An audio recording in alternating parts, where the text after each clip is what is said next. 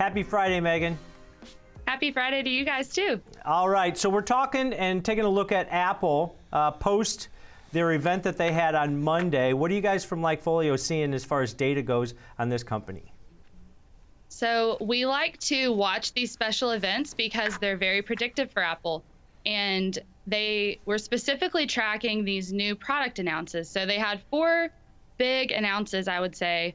You had your news, you had an announcement related to Apple Arcade, you have an announcement related to the new Apple TV Plus, and what we found is the highest demand, or at least the highest number of consumers talking about wanting to buy a product, wanting to subscribe, wanting to order, download, that type of purchase intent was for their Apple Card.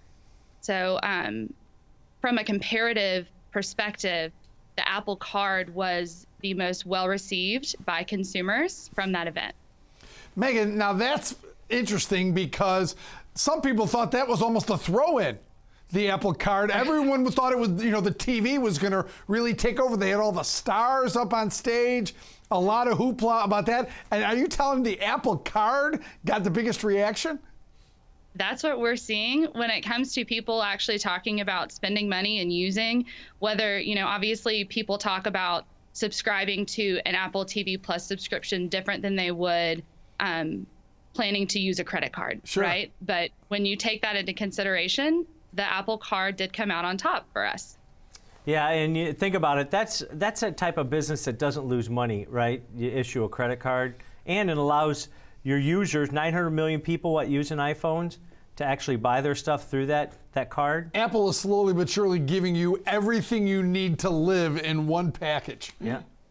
I was surprised by that data too, but for more on social media, let's bring in TD Ameritrade Network's own Evelyn Baker. Evelyn Baker. Happy Friday. Happy Friday. So you got some, I'm sure there's plenty on social media as far as this company goes. Definitely. Social media has been buzzing this week. It's the week of Apple, I feel like. Right, with all exactly. of their rollouts and new services. They also have the second generation of AirPods that came out. Yeah. But speaking of the Apple Card really quick, I'm really paying attention to what kind of introductory fees they'll have for balance transfers.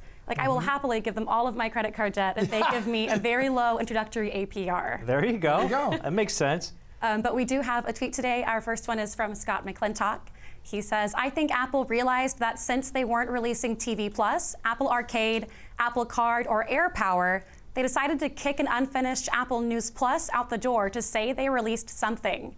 Yesterday, Apple News Plus launched, and Twitter was very up and down about it. I saw a lot of reports about crashes, and that also the design could be really beautiful if the content was specifically made for Apple News Plus. Now, for our viewers, this is magazines on Apple, right? Yes. And it's a lot of them for newspapers. a relatively low price, right? One monthly fee gets you all these magazines. $10 a month for 300 subscriptions. Now, Megan, did you guys on LikeFolio, do you guys break down each one of those individual silos that you mentioned earlier? Do you break those down? I know that news was basically, nobody cares about that much, but did you see any breakdown within those silos? We do. We categorize so that we can follow to see which products are, more successful than others and what's driving growth. I think that Apple News, like the tweet may reflect, it just wasn't receiving the level of consumer reception that the TV and that the Apple Card received. So I think that's valid. Right now consumers are interested more in their streaming services, subscriptions, and also how they're paying for things. All right, Evelyn, you got another tweet for us.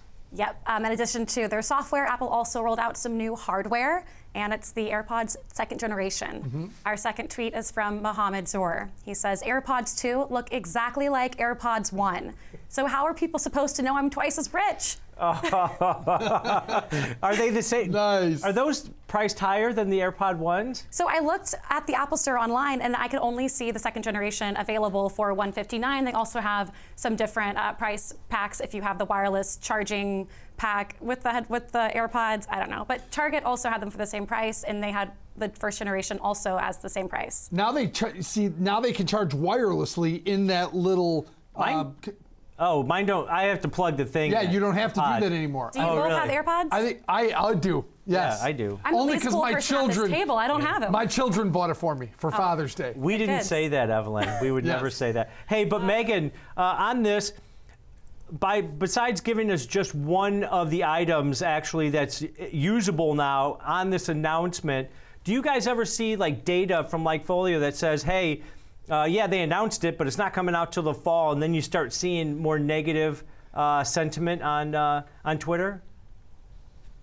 I think that these events present a special opportunity for us for Apple because this is, every keynote is what allows us to gauge consumer demand for these products. So it's important to be able to use these as a benchmark to say, okay, consumers are very excited. They're going to buy these things. And it tends to be very predictive of their actual purchase intent. We saw that at the last keynote when they released their new iPhones. We saw demand was low, even though they technically couldn't buy them yet. We knew that the demand wasn't going to meet what the market expected. And so that's kind of why we study these keynotes, so we can gauge how hyped or how unhappy people are with the products that they're placing in front of consumers. And what do researchers love? Bigger sample size, right? Yeah, bigger you get sample events, size. You get a bigger sample size. Yeah, we're going to have to readdress this ahead of their earnings on the 30th of April to see where you guys are as far as data goes. Hey, but one last question before we let you go, Megan. Okay. The basketball tournament, NCAAs, was in Louisville last night. Did you happen to go to the games? I did not go, but there were a ton of people in town and downtown, especially at the Center. So. A bunch of Purdue fans, I'm sure. Bunch of boilers. Yes, Bunch of a lot. Boilermakers. All right. Hey, Megan, thanks for all the great data from LikeFolio. Have a great weekend. Thanks. You guys have a great weekend, too.